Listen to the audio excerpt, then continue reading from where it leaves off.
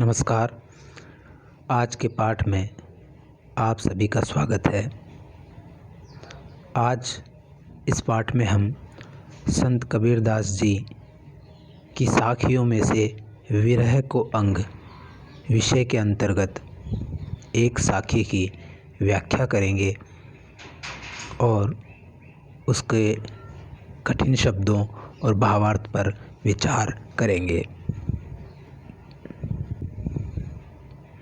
मैं हरिराम भारती राजस्थान उच्च शिक्षा विभाग में सहायक आचार्य हिंदी के पद पर कार्यरत हूँ और आज आपके लिए संत कबीरदास जी की एक साखी की व्याख्या करने के लिए आपके सामने हाजिर हुआ हूँ।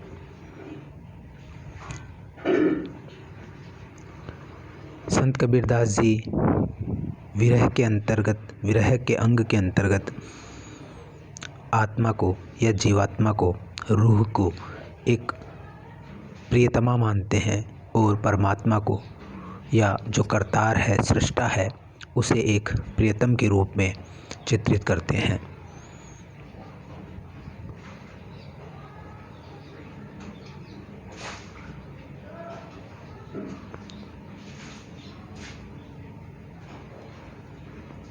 आज का जो दोहा है उस पे हम बातचीत करें। आज का दोहा इस प्रकार से है। पर्वत पर्वत में फिरा नैन गमाए रोई, पर्वत पर्वत में फिरा नैन गमाए रोई, सो बूटी पाऊँ नहीं जाते जीवन होई, सो बूटी पाऊँ नहीं जाते जीवन होई। कुछ कठिन शब्द हैं, उनका अर्थ कबीरदास जी के इस दोहे के प्रसंग में हम समझने का प्रयास करें तो पहला जो शब्द आता है वो है पर्वत पर्वत मैं फिरा नैन गवाए रोई, सो बूटी पाऊँ नहीं जाते जीवन होई। पर्वत पर्वत का अर्थ यहाँ पर है, ऐसा कहा जाता है कि जो हमारे पर्वत होते हैं वो औषधियों, जड़ी बूटियों के भंडार होते हैं और इन पर्वतों पर जो वैद्य होते हैं या जो हकीम होते हैं वो जड़ी बूटियों के लिए इन पर्वतों का भ्रमण करते हैं और कई प्रकार की रोग निवारक जड़ी बूटियों का संग्रह करके और वो उसको बनाते हैं। उसी तरह से यहाँ पर इस दोहे के प्रसंग में यहाँ पर्वत पर्वत का मतलब है कि यहाँ पर जो रोग है वो जीवात्मा का भव रोग है, सांसारिक दुख है। ये जीवन का जो सांसारिक दुख है वो कारण है, आध्यात्मिक पीड़ा। अब उसके निवारणार्थ कबीरदास जी की जो जीवात्मा विरहिणी है वो पर्वत पर्वत घूम रही है। यहाँ पर्वत ऊंचाई का, ग्रेटनेस का प्रतीक है, यानी ऐसे साधक, ऐसे महात्मा, ऐसे सिद्ध पुरुष जिनका व्यक्तित्व पर्वत के समान महान है।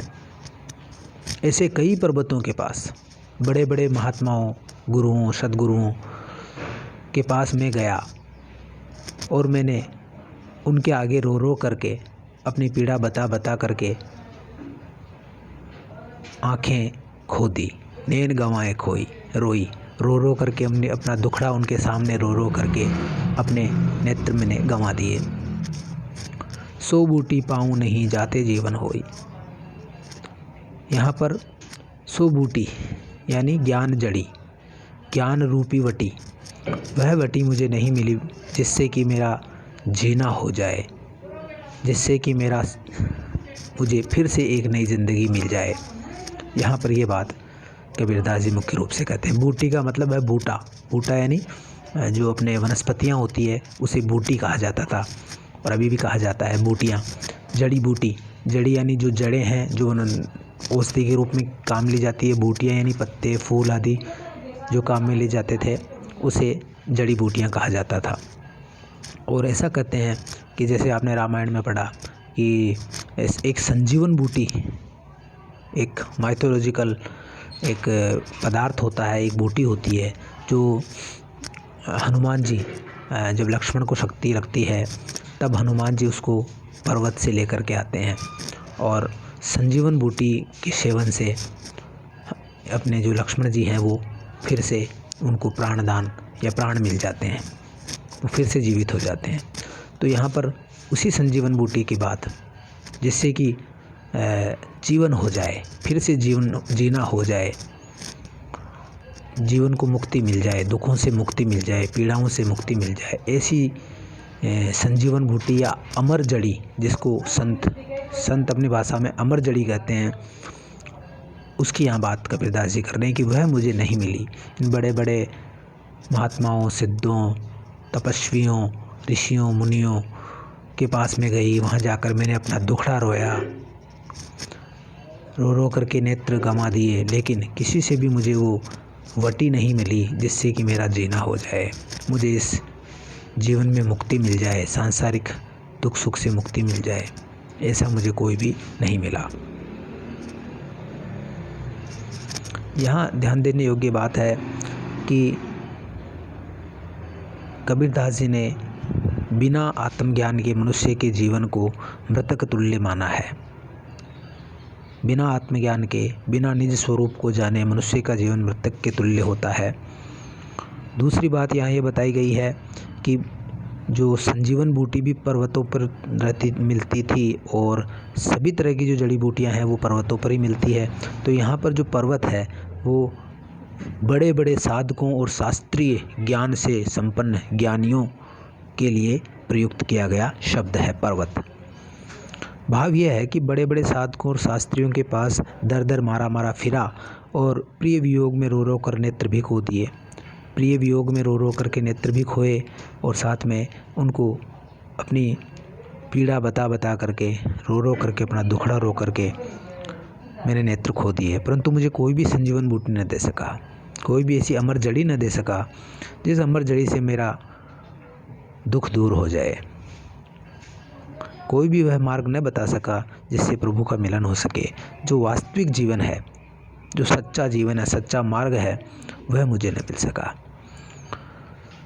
प्रभु मिलन के बिना ये जीवन मृत्यु के समान है और प्रभु मिलन से ही विरह को वास्तविक जीवन प्राप्त होता है।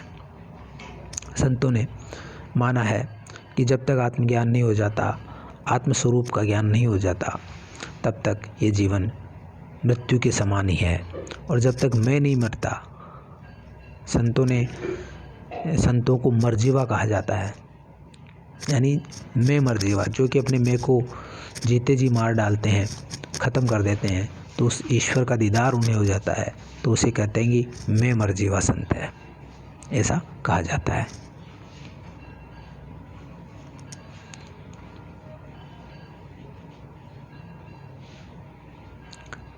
अब हम कुछ इसके इर्द गिर्द, इसके प्रसंग में ही कुछ और बातें जान लेते हैं।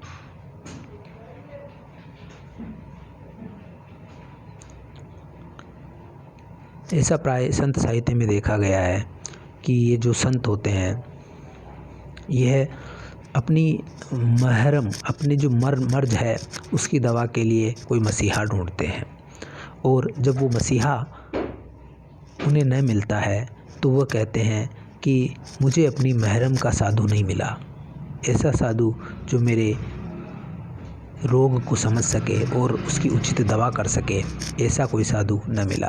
तो उसके लिए कई प्रकार के भजन भी चलते हैं कि मारी महरम रो साधु न मिलो ए हेली। हेली भजन जो राजस्थान में चलते हैं, उनमें इस तरह के भजन आते हैं कि महरम का साधु न मिलने की पीड़ा संतों के माध्यम से व्यक्त होती है। इसी तरह से ये जो सन्यासी होते हैं, जो महाराज होते हैं, या जो साधु होते हैं, साधक होते हैं, उन्हें प्रायः पर्वत की उपमा दी जाती है। पर्वत के समान महान उनका व्यक्तित्व होता है। पर्वत आकाशगामी होता है, आकाश की ओर सर करके खड़ा रहता है। उसी तरह से ये जो महात्मा होते हैं, साधक होते हैं, ऋषि मुनि होते हैं, तपस्वी होते हैं, ये भी उस आकाश धर्मा परमात्मा की ओर, आकाशवासी परमात्मा की ओर अपनी लौ को लगाए रहते हैं। इसलिए यहाँ पर पर्वत का जो उपमान चुना गया है वो बड़ा ही सार्थक प्रतीत होता है। आप जानते हैं कि ऋषि मुनि प्राचीन समय से ही पहाड़ों में जाकर के, कंदराओं में जाकर के वहाँ पर तपस्या करते थे, ईश्वर से अपनी लौ लगाते थे। जैसे कि शंकर भगवान है, उन्हें महायोगी कहा जाता है, तपस्वी कहा जाता है। वह स्वयं जाकर के कैलाश पर्वत पर जाकर के समाधि लगाते हैं। तो इस तरह से पर्वत है वो आध्यात्मिक ऊंचाई और महानता के प्रतीक माने जाते हैं। और इसी तरह संतों को, साधकों को, तपस्वी ऋषि मुनियों को भी पर्वतों की उपमा देना बड़ा सार्थक प्रतीत होता है। यहाँ तक कि जो दशनामी संप्रदाय है उसमें जो एक प्रकार के सन्यासी होते हैं उनको योगी ही उनको गिरी कहा जाता है। वो अपने नाम के आगे गिरी लगाते हैं, संत अमुक राम जी गिरी, यानी वो गिरी यानी पर्वत, यानी पर्वतों पर रह करके लोग संन्यास जीवन व्यतीत करते थे, इसलिए उनके नाम के आगे गिरी लगता है। दूसरी चीज़ है कि नैन गंवाई रोई। नैन गंवाई रोई का मतलब यह है कि जो जीवात्मा है, विरहिणी है, वह अपनी दर्द दिल की दवा के लिए इन तपस्वियों के पास, साधकों, आत्मज्ञानियों के पास जाती है और अपना दुखड़ा वहाँ अपनी व्यथा कथा उन्हें सुनाती है, रो रो करके, आंसू बहा बहा करके अपनी बात कहती है। लेकिन उसे ये लगता है कि सही दवा नहीं मिली है, सही औषधि उसके दिल के दर्द की सही औषधि उन्हें वहाँ से नहीं मिली है। ऐसा लोक में प्रचलित है कि अंधों के आगे रोना, अपने दीदे खोना। अंधों के आगे रोने से अपने दीदे यानी अपनी आंखें ही खो सकते हैं और कुछ पाया नहीं जा सकता। और जब इनके उपदेश वो विरहिणी सुनती है परमात्मा के बारे में तरह तरह के, जैसे कि आप देखते हैं कि जो गोपियाँ उद्धव का संदेश सुनती है, लेकिन उन्हें कहाँ धीर मिलता है। गोपियाँ उद्धव के संदेश की उल्टी मजाक उड़ाती है।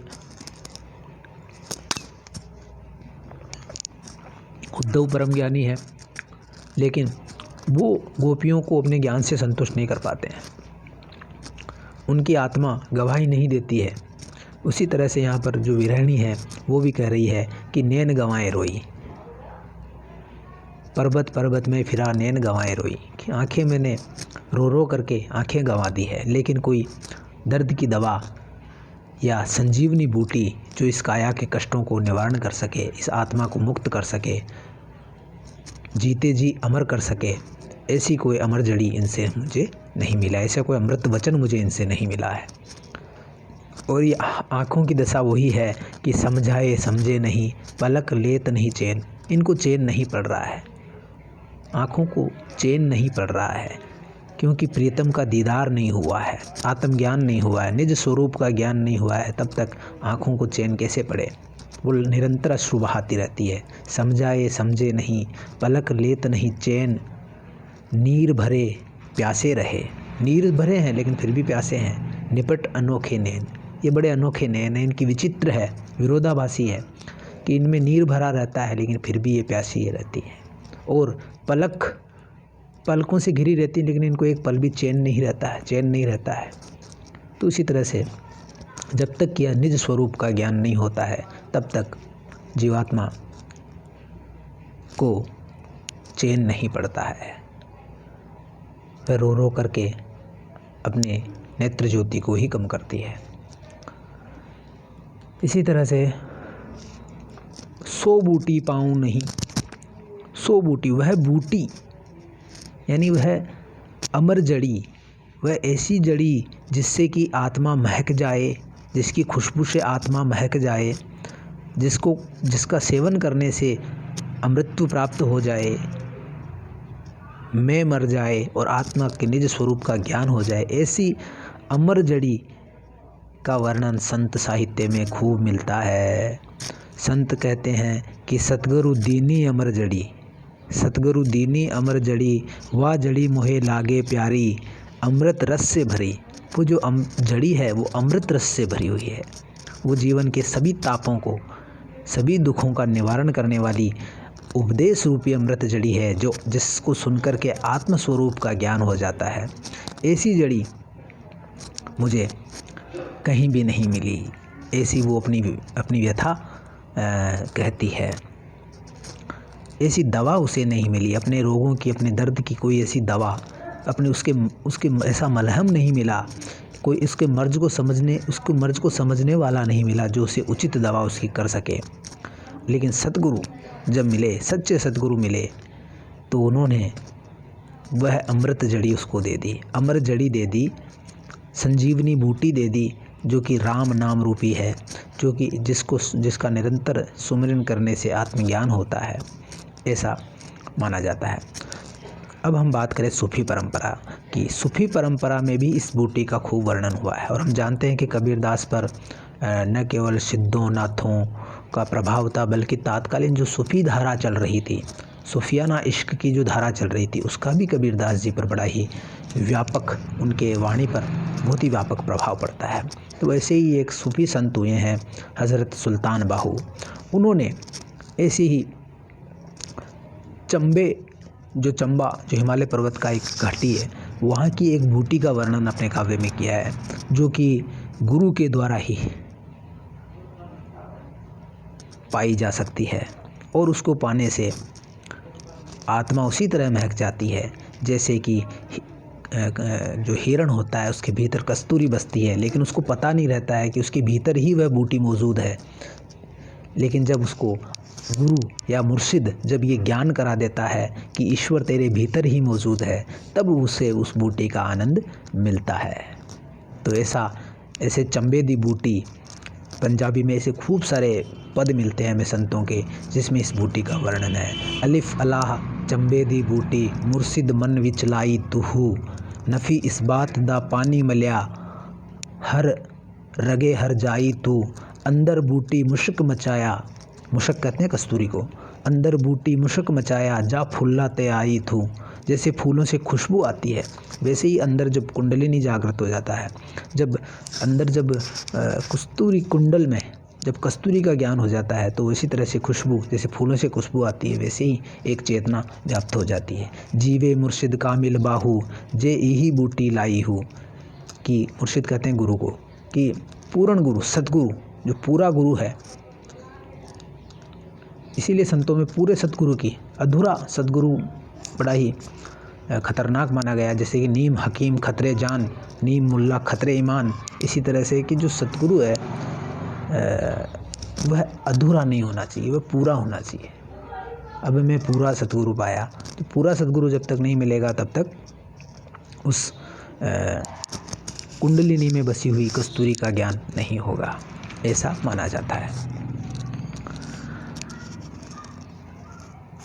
अब हम बात करें कि सो बूटी पाऊँ नहीं, पर्वत पर्वत में फिरा, नैन गंवाएं रोई, अंधों के आगे रोई, और मुझे कहीं भी रोशनी नहीं मिली। मैंने अपनी आंखें ही गंवा दी, बड़े बड़े पर्वतों के पास हो आई। सो बूटी पाऊँ नहीं, वह बूटी मुझे नहीं मिली, वह संजीवनी बूटी, वह अमर जड़ी, वह मेरे दर्द की दवा मुझे न मिली। जाते जीवन हो, जिससे कि मुझे जीना हो जाए, फिर से मेरा जीवन मिल जाए मुझे, ऐसी मुझे प्राण पोषक, आनंददायिनी, रूह अफजा, रूह के अंदर आनंद भर देने वाली ऐसी औषधि नहीं मिली। जैसे हिरण के भीतर जो कस्तूरी की वास होती है, कस्तूरी कुंडल बसे, मृग ढूंढे बनवाई, तेरा साही तुझ में, ऐसा भी कहा जाता है कि कस्तूरी कुंडल के भीतर ही है। इसी तरह से संत साहित्य में कई जगह जो जीवन है उसको माना गया है कि नाम जप से ही, नाम जप को संजीवनी बूटी के समान माना गया है। और इस पिंजरे में, पंच तत्वों के इस पिंजरे में, जैसे जो ये प्राण पखेरु रहते हैं, ये जीवात्मा रूपी चिड़िया रहती है, ये जब तक उसका नाम नहीं लेती है तब तक उसको संजीवनी बूटी नहीं मिलती है। ईश्वर का नाम ही संजीवन बूटी संत साहित्य में माना गया है। और जब उसको इसका ज्ञान हो जाता है तो फिर उसको काल का डर नहीं रहता है। जाते जीवन हुई, ऐसे तो जीवन में हमेशा मृत्यु का डर बना रहता है, भय बना रहता है, खौफ बना रहता है, और आदमी जीकर भी जिंदादिली के साथ, जीवट के साथ नहीं जी पाता है। तो ऐसा जीना क्या जीना जिसमें हमेशा मौत का डर बना रहे। और जब ये संजीवनी बूटी हमें मिल जाती है, अमर जड़ी हमें मिल जाती है, तब हम निर्भय होकर जीते हैं। अभय दान मिल जाता है। अभय दान मिलने से एक आनंद की अनुभूति होती है और उसी को कहा गया है कि कबीर संत साहित्य में एक जगह आता है कि मुनिया पिंजड़े वाली ना तेरा सतगुरु है व्यापारी। मुनिया कहा गया जीवात्मा को। मुनिया पिंजड़े वाली ना तेरा सतगुरु है व्यापारी। अलग अलग डाल पर बैठी मुनिया पिए प्रेम रस बूटी। अलग डाल पर बैठी मुनिया पिए प्रेम रस बूटी। का करी है जमराज तिहारो नाम कहत तन छूटी। कि तेरा यमराज क्या कर सकता है, काल तेरा क्या बिगाड़ सकता है जब तूने नाम स्मरण करते हुए वह बूटी तुझे मिल गई है, प्रेम रस की बूटी तूने पान कर ली है और हमेशा तेरे होठों पर प्रियतम का नाम रहता है, तब तेरा काल भी क्या बिगाड़ सकता है। और इस तरह से कबीरदास जी ने इसमें कहा कि जाते जीवन होई, यानी जिससे कि ये जो निरुद्देश्य और निरर्थक जो जीवन है वह समाप्त हो और इसको एक उद्देश्य मिल जाए, इसको एक लक्ष्य मिल जाए, तो वह जीवन सार्थक हो जाता है। और वह कब होता है जब वो अमर जड़ी मिल जाए, वह संजीवन बूटी मिल जाए, वह दर्द की दवा मिल जाए, तभी ऐसा होता है।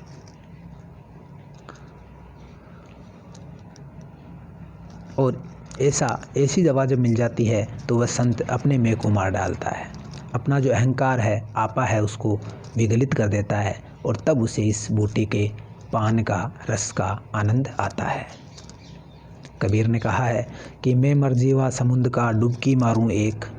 मैं मर जीवा समुद्र का, मैं समुद्र का ऐसा मर जीवा हूँ, मैं मर जीवा, मैं को मार दिया है और आत्मा रूपी समुद्र में डुबकी लगाई है और वहाँ से क्या लेके आया कि मैं मर जीवा समुद्र का डुबकी मारी एक, बूटी लाया ज्ञान की तामे वस्तु अनेक। ये एक बूटी ज्ञान की ऐसी लाया, ये ज्ञान की बूटी में अनेक इसमें वस्तु है, इसमें अनेक गुण है, इसमें तरह तरह के जो शारीरिक मानसिक और तरह तरह के जो ताप है, रोग हैं, उनको दूर करने की क्षमता इस ज्ञानवटी में है। ज्ञानवटी की बड़ी महिमा संत साहित्य में, निर्गुण साहित्य में गाई है संतों ने कि मैं मर जीवा समुद्र का डुबकी मारी एक, बूटी लाया ज्ञान की तामे वस्तु अनेक। तो ये ज्ञान की बूटी क्या है? आत्मज्ञान की। कस्तूरी तेरे भीतर ही है, यही आत्मज्ञान है, यही बूटी है। तो ये जो बूटी है वो भीतर ही मौजूद है। अब इसको कोई संत ही इसको प्राप्त कर सकता है। मोती उपजे सीप में, सीप समुंदर माही। कि मोती कहाँ उपजता है? मोती उपजता है सीप में, और सीप कहाँ पाई जाती है? समुद्र में पाई जाती है। कोई मैं मर जीवा काडे सी जीवन की गमनाही। जो अपने जीवन की चिंता छोड़ करके, अपने मैं को मार के, अपने अहंकार को समाप्त करके डुबकी लगाएगा, अपने भीतर के पट खोल करके उसमें डुबकी लगाएगा, तभी उसको ये बूटी मिलेगी, ये सीप में ये मोती मिलेगा, ऐसा संतों ने कहा है। तो आज की साखी में हमने मुख्य रूप से ये जाना कि किस प्रकार से विरहिणी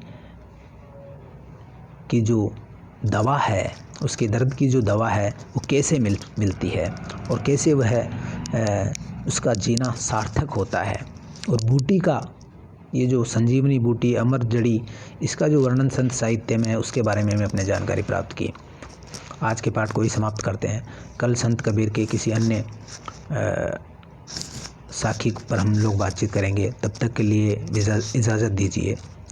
हिंद देश के निवासी सभी जन एक है, रंग रूप वेशभूषा चाहे अनेक है। जय हिंद, जय भारत।